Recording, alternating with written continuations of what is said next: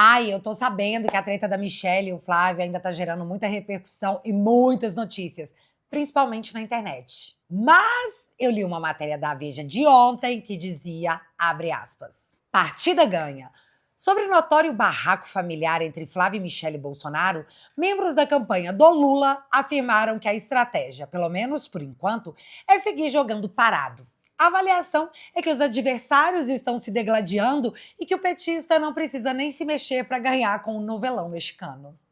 Fecha aspas. Bom, no que depender de mim, o Lula não vai continuar lucrando com toda essa história. Até porque eu preciso falar com vocês sobre o que realmente interessa.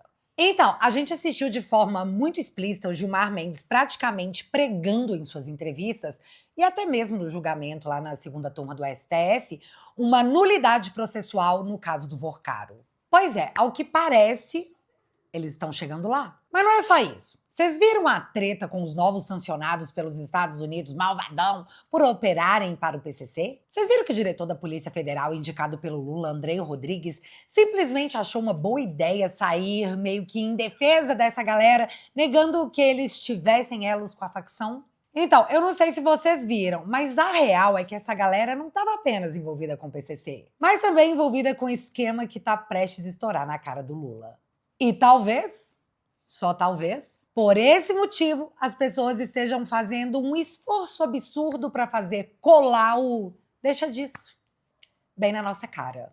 O que vem pela frente só vai caminhar se a sociedade não apenas defender, mas se a sociedade realmente entender o que aconteceu para que consiga impedir que tudo isso vá para o ralo, no que se tornou a famosa pizza brasileira. Mas galera, é sério, no nosso turno não. Sem mais delongas, prepara o estomazil, porque se o seu estômago não revirar, você tá vivendo esse momento errado.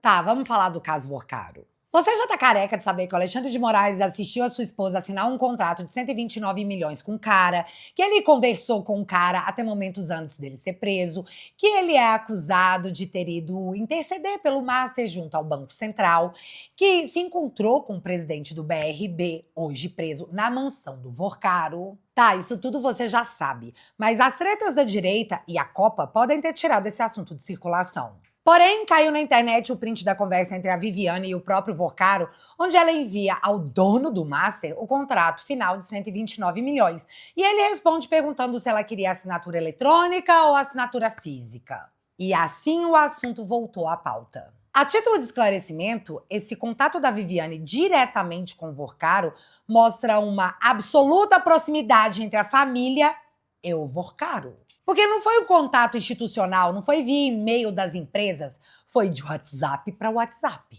Galera, não dá mais para falar que isso que rolou aqui é explícito, porque nós já passamos do nível de pornografia tem bastante tempo. Ninguém entende porque até hoje o PGR, Paulo Gonet, não abriu investigação sobre não apenas o contrato do Alexandre, mas também a relação do Toffoli, o Master e o Tayaya. Não existe uma justificativa convincente sobre uma prevaricação do Paulo Gonet. Mas pode existir uma justificativa política. Ganho de tempo. Mas para quê? Para o que o Gilmar Mendes está pregando de forma aberta e até descarada. Nulidade processual. Só que isso não começou agora, nem semana passada com o Gilmar Mendes. Isso começou no exato momento do dia que o Brasil tomou conhecimento da existência do contrato de 129 milhões da esposa do Alexandre com o Vorcaro. Todos nós acreditávamos que, após essa revelação, por óbvio, uma investigação sobre o tema, sobre esse contrato, sobre essa relação entre o ministro e o Vorcaro, deveria se iniciar imediatamente. Mas, ao contrário da lógica, a investigação que se iniciou foi em cima de quem teria disponibilizado o conteúdo, e não o conteúdo em si. É como se a mensagem não importasse e o maior problema ali fosse o mensageiro. Assistimos isso acontecer também com o Tagliaferro. Estamos há 7 meses sabendo desse escândalo e a única manifestação da PGR a respeito foi a negativa ao pedido de investigação do ministro. Aliás, minto. Uma investigação foi realmente aberta. Em cima dos peritos. Assistimos o Alexandre de Moraes atuando em causa própria e inserindo o cara do sindicato dos peritos no inquérito das fake news. O que deu super certo, porque o cara desapareceu. O medo é realmente algo muito poderoso. Porém, nessa sexta-feira, descobrimos que a investigação em cima do perito vazador andou e que, segundo as investigações, o perito João Nabas teria criado dois documentos, o Alexandre.pdf e o Toffoli e esposa.pdf. E, na sequência, teria vazado esses documentos apócrifos sobre as relações dos ministros com Vorcaro para a imprensa. A matéria relata que outros peritos ouviram que o conteúdo era forte demais e deveria ser distribuído à imprensa. E acredito eu, justamente para que alguém simplesmente não impedisse essa investigação de andar. Mas o que você precisa entender é que, para a justiça do nosso país, essas relações explícitas não importam, porque a prova desse possível crime foi vazada. Então, ela deve ser considerada uma prova nula e gerar, antes mesmo de se começar uma investigação, a famigerada nulidade processual. E sabe por que isso é absurdamente importante para os ministros? Porque, do momento que essa prova for considerada nula, o caso não poderá ser investigado e as explicações impossíveis não precisarão ser dadas. Alexandre não vai precisar explicar toda a sua rede de contato com o Vorcaro, nem suas atuações junto ao Banco Central, regada a um contrato milionário que a sua esposa enviou diretamente ao celular do Vorcaro, porque será como se nunca tivesse acontecido. Por isso, Gonê não abriu nenhuma investigação, porque, de novo, acredito eu, a intenção era segurar o máximo até que se encontrasse um meio de declarar a nulidade de tudo isso e o mérito não precisasse ser discutido. O plano dessa galera é literalmente impedir a investigação. E eles usarão esse suposto vazamento para conseguir isso. Bem na nossa cara. Mas aí, para jogar água no chope dessa galera, eu sou obrigada a ser aquela que vai sacar a carta da jurisprudência. Esse é o Cássio Nunes Marques, ministro da STF. Então, o senhor está com a revisão criminal do presidente Bolsonaro, que pede a anulação completa daquele espetáculo que a mídia chamou de julgamento. Certo? Pois então, tome nota. Caso o senhor esteja indeciso, eu pretendo contribuir com Vossa Excelência. Durante a investigação do golpe Tabajara, a Polícia Federal, através do Fábio Chor, delegado da Polícia Federal que agora está no gabinete do ministro Alexandre, assim como a PGR, através do Gonê, disseram que General Freire Gomes havia dito durante seu depoimento que identificava Felipe Martins como sendo o assessor que havia participado da reunião de apresentação da minuta que nunca ninguém achou. Porém, após tomar conhecimento disso, o próprio Freire Gomes, através do seu escritório de advocacia, emitiu uma nota para dizer que não foi isso que aconteceu, não. No documento, Freire Gomes implode a investigação conduzida pela PF e expõe de forma clara a manipulação que foi feita na investigação. Deixa eu abrir aspas. No depoimento prestado em 2 de março de 2024 à Polícia Federal, quando fui questionado sobre a identidade do referido assessor, deixei registrado de forma clara que não poderia afirmar de quem se tratava. Não reconheci essa pessoa como sendo Felipe Martins. Durante o interrogatório, foram-me apresentados os seguintes elementos: declaração da colaboração premiada do Mauro Cid e os registros de entrada do Alvorada. Pausa porque até hoje eu não tenho certeza se você entendeu a gravidade do que aconteceu aqui. O termo de colaboração premiada é algo sigiloso e jamais, nunca, em hipótese alguma nessa vida, poderia ter sido apresentado a uma testemunha. Tipo, nunca. Porque só esse fato iria gerar a nulidade completa da delação do Cid. Mas continuando. Com base exclusivamente nesses elementos e não por memória própria, tipo, ele não estava lembrando, surgiu a hipótese de que o referido assessor poderia ser Felipe Martins. No entanto, deixei claro que essas possibilidades se davam em grau reduzido de certeza, sendo impossível afirmar com convicção que se tratava dessa pessoa. Fecha aspas. Você entendeu que ele não se lembrava dessas coisas, mas foram apresentadas para ele o registro de entrada e a delação do Cid, tentando induzir a testemunha a dizer o que o delegado queria. Aí pula para o delegado Fábio Choro, o delegado que tomou esses depoimentos do Freire Gomes, mas dessa vez prestando o seu depoimento. E nisso ele foi questionado se ele havia apresentado a delação premiada para a testemunha Freire Gomes. No que ele responde: Tá. O registro de entrada foi apresentado ali para ele, ou o termo de delação foi apresentado para a testemunha Termo Freire de delação não, doutor. O termo de relação estava sob sigilo. Não foi apresentado nenhum termo de delação. Fábio Shor nega que tenha apresentado o registro de entrada ou a delação do Cid, reconhecendo que não poderia fazer isso, porque o termo estava sob sigilo. E se tivesse vazado, teria que ser anulado. Pulamos isso também e vamos agora para o depoimento do Freire Gomes, agora ao ministro Alexandre de Moraes, onde, não pela primeira vez, ele achou uma boa ideia dar uma pressionada no general que não estava respondendo conforme a Polícia Federal havia relatado que ele tinha respondido. Doutor Paulo, por favor, eu queria advertir a testemunha novamente dos termos do artigo 342. A testemunha, ela não pode omitir o que sabe. Então, eu vou aqui dar uma chance à testemunha de falar a verdade. Se mentiu na polícia, tem que dizer que mentiu na polícia. Agora, não pode, agora, perante o Supremo Tribunal Federal, falar que não lembra, que talvez, que eu estava focado somente no que eu pensava.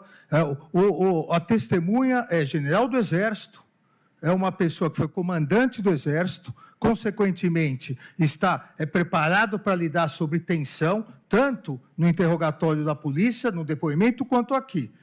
Então, eu solicito que, antes de responder, pense bem, porque Vossa Senhoria disse expressamente na polícia que o depoente e o brigadeiro Batista Júnior afirmaram de forma contundente suas posições contrárias ao conteúdo exposto, que não teria suporte jurídico para tomar qualquer atitude, que acredita que, pelo que se recorda, que o almirante Garnier teria se colocado à disposição do presidente da República. Fecha aspas. Então, comandante, ou o senhor falseou a verdade na polícia ou está falseando a verdade aqui. Então, eu gostaria, novamente, de advertir do artigo 342 e retorno a palavra ao Procurador-Geral da República. Pois é, o problema é que a palavra da testemunha não está valendo absolutamente nada naquele tribunal. Então, para provar que estava falando a verdade, tanto sobre ter recebido a delação do Cid para ser induzido em sua resposta, como para provar que não havia dito o que a PF declarava que ele havia falado, Freire Gomes pede para que seja exibido na tela o seu depoimento tomado por Fábio Shor, para que todos pudessem ser confrontados sobre o que ele realmente havia dito. Porém, o Alexandre de Moraes disse que, como tem algumas questões no depoimento aí de mais de 15 páginas, se porventura vier com algumas questões, abre aspas, né, de que foi falado que não foi, se puder transmitir aqui, colocar aqui na tela, porque como é prova dos autos... Doutor, eu não acredito, eu não posso acreditar que Vossa Senhoria não tenha conversado com seu cliente antes e pedido para ele ler o depoimento que ele fez na polícia. Não seria crível isso. Então, aqui, se as defesas e a Procuradoria-Geral quiserem ler trechos, não há nenhum problema. Agora, não será colocado na tela. Ele simplesmente não deixou. Fora tudo isso, eu preciso lembrar a quem que vazou áudios do Cid falando que a sua delação não era verdadeira porque ele falava uma coisa e a PF registrava outra. Que a PF já estava com a história toda montada, que não interessava o que ele dissesse, e que isso que eu tô mostrando aqui é um nada perto da quantidade de abusos cometidos dentro desse processo. E vale lembrar que tudo que o Xande tinha era a delação do Cid, e que, por esse motivo, ele impediu que, por mais que tivessem elementos, que essa delação fosse anulada. Na Compliance Zero tem a minuta do contrato, tem mensagem no WhatsApp, tem grana, tem materialidade. E não apenas uma delação. Que, aliás, Gonê já avisou que sequer quer abrir mais uma tentativa. E eu super entendo. Primeiro, porque não precisa. Os celulares do Vocaro já são uma delação. Segundo, porque tem muita gente com foro privilegiado no meio. Então imagina a dor de cabeça que isso pode dar para o Gonê. E aqui, galera, isso que eu relatei para vocês sobre a tentativa de cavar uma nulidade é o sistema mostrando o desespero. Até porque o relator disso tudo é o André Mendonça, que já avisou na cara do Gilmar que tá super ciente dessas manobras. Tem também os agentes da Polícia Federal que eu acredito, é sério, eu preciso acreditar, serem íntegros, que sabem o que têm na mão e farão de tudo para viabilizar o melhor para o Brasil. Eles sabem que a tentativa é a de tornar a Carbono Oculto uma nova Lava Jato. Mas eles não estão a fim de facilitar isso dessa vez. E eu não sei como eles farão, mas eu confio que farão. E a nossa vigilância é tão importante que já causa resultados evidentes. Então, vocês lembram que o Gonê e o Andrei Rodrigues, diretor da Polícia Federal indicado pelo Lula, apareceram nas mensagens do Vorcaro no dia da prisão do Vorcaro, no mesmo momento em que Vorcaro falava com Alexandre de Moraes o negócio do conseguiu bloquear, meu filho? Tá, não tinha o meu filho, mas eu tinha que dar um ar dramático. Pois é, desde que essa prova apareceu, o Gonê tá tentando mostrar que é uma nova pessoa, que ele mudou, que ele tá diferente. Dá uma olhada nisso. Com dosimetria e arma de Bolsonaro, Gonê se distancia de Alexandre de Moraes. Primeiro, o Gonê se manifestou contrário à derrubada da dosimetria, que foi suspensa pelo próprio Alexandre. E depois, após o Alexandre falar em falta grave a respeito do episódio da arma do presidente Bolsonaro, Gonê disse que não viu nada de falta grave ali não, e recomendou a manutenção da prisão domiciliar, que, aliás, foi mantida. Aí todo mundo ficou tipo, ué...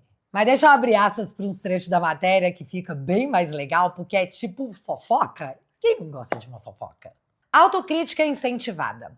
Integrantes da cúpula da PGR avaliam que os movimentos mais recentes do Gonê evidenciam um misto de percepção do erro e consciência de que não há apoio na cúpula do Ministério Público Federal quanto aos exageros dos ministros do STF. Fecha aspas.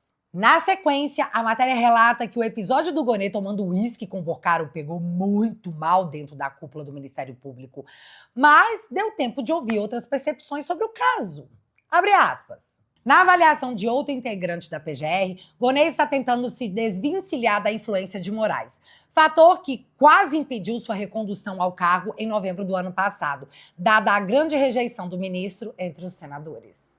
Fecha aspas. Já em outro trecho, um outro integrante da Procuradoria diz que, na verdade, o Gonê está tentando salvar a própria pele. E o outro carinha, também da PGR, diz que, na verdade, ele está tentando salvar seu currículo. E uma coisa que vocês precisam saber é que os integrantes da PGR, assim como o Paulo Gonê, já sabem o que Vorcaro está tentando delatar. Então, fica mais fácil tentar mudar quando você sabe que o carro que você estava dentro está prestes a colidir no muro. Você simplesmente não quer cair junto. Foi o que eu entendi. E é por isso que eu não acredito em nulidade no caso Master. Estamos em 2026, onde a internet não deixa mais nada se perder. As provas não vão desaparecer porque alguém vai tentar anulá-las. E é por isso que eles querem tanto regular a internet. Não é pela democracia. É só por controle. Mas parece que dessa vez não vai rolar. Apesar das tentativas explícitas, vexatórias e humilhantes. Mas para dizer que eu não fui legal, já que estamos pagando de forma obrigatória esse espetáculo, ele está sendo bem servido. Não espero nada menos que um grande finale. Mas agora vem cá. Vocês viram que os Estados Unidos sancionaram umas empresas e pessoas brasileiras porque estavam fazendo negócio com o PCC, né? Tudo bem, eu vou acreditar que vocês viram, mas eu não sei se vocês viram o resto desse absurdo. Presta atenção. O diretor-geral da Polícia Federal saiu falando primeiro que, abre aspas, a galera sancionada por Trump não tinha elo com o PCC. Fecha aspas. Pra daí depois, no outro dia, dizer que, na verdade, os americanos atrapalharam uma operação importante contra a lavagem de dinheiro do PCC. Segundo ele, a culpa foi a decisão dos Estados Unidos de colocar o PCC como grupo terrorista e aplicar sanções em alguns envolvidos. Vocês entenderam o grau de loucura disso? Aí eu parei, respirei fundo e pensei, será que é isso mesmo? Ou será que tem uma história bem mais embaraçosa por trás que ninguém tá contando direito? Porque quando a gente olha a linha do tempo, as coisas ficam bem diferentes. Vamos voltar uns anos para entender. Em 2023, agentes americanos da segurança americana pegaram um brasileiro no aeroporto da Flórida. E no celular desse cara tinha fotos, mensagens e indícios de um esquema gigante de lavagem de dinheiro ligado ao tráfico internacional e o PCC. Um esquema que movimentava mais de 10 bilhões de reais.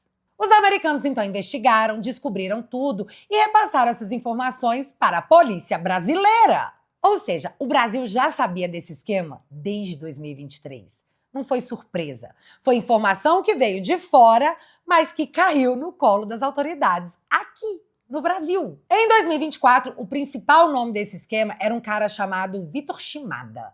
Foi preso aqui no Brasil e até aí, tudo certo. Só que aí chegou 2025 e o cara condenado pela justiça foi solto. E solto tipo, só vai, meu filho. Tanto que ele continuou fazendo o que fazia antes. Lavando dinheiro para o PCC e até para outros criminosos conhecidos. O esquema continuou rodando. Agora, pula para 2026 e a Polícia Federal resolve fazer uma operação grande contra essa rede de lavagem. Só que os americanos, que já tinham colocado o PCC como grupo terrorista, aplicaram sanções em alguns envolvidos. Após a sanção, o Shimada, o foco da operação, fugiu. Já a sua secretária foi presa.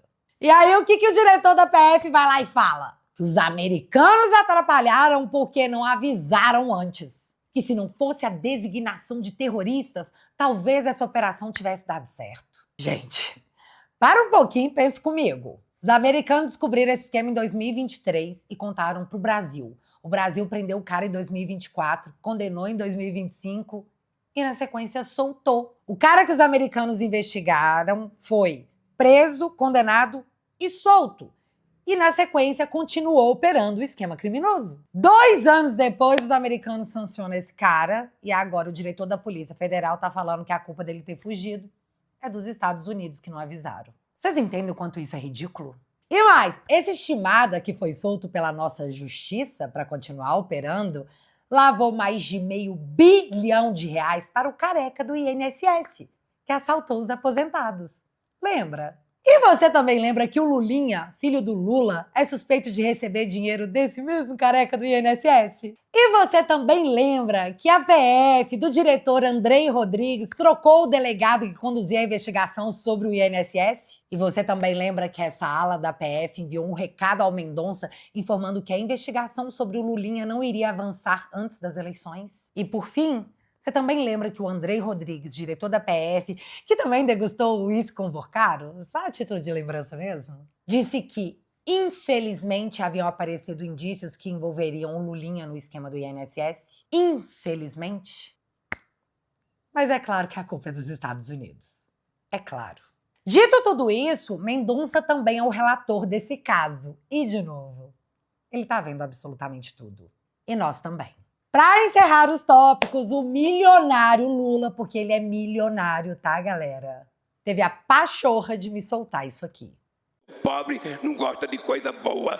Aqui pra eles. Mas vem cá, o problema não era o Bolsonaro que falava palavrão? Agora nós já temos 2 agentes de 2 poderes da República mostrando o que eles sentem pelo povo brasileiro. E ainda bem que foram esses caras aí que salvaram a nossa democracia. Caso contrário, estaríamos vivendo um autoritarismo onde os nossos governantes estariam nos mandando tomar no meio do né? E caminhando para o final desse vídeo, eu quero agradecer de coração aos novos membros fundadores do canal. Ao Luciano, a Maria, o Regi, o Marco, a Sheila e o Nordal. Eu sei que a trincheira é difícil, mas quando a gente vê que a gente não tá sozinho nela, fica bem mais fácil. Obrigada de coração por acreditar no meu trabalho. E para encerrar, juro, último recado. Imagina a cena. Daqui 40 anos, o seu neto, com 12 anos, vai estar limpando a estante da sua casa. Ele tira do alto um livro e vê o seu nome impresso na lista de fundadores. Ele lê a dedicatória que você escreveu e entende pela primeira vez que o avô dele, que a avó dele, realmente foi alguém que apoiou o presidente Bolsonaro. Isso não é hipótese, isso é o que objetos de legado fazem há séculos. E é exatamente por isso que a equipe do Te Atualizei está preparando um livro sobre a história do bolsonarismo. Nos planos prata e ouro, o seu nome entra na lista dos fundadores impresso com tinta no papel para sempre. Não é arquivo digital, não é post, não é nada que um algoritmo possa enterrar ou uma plataforma possa deletar. É um livro físico que vai para a estante, que vai para a herança, que vai para os filhos, para os netos e para os bisnetos. E o que esse livro carrega não é pouco.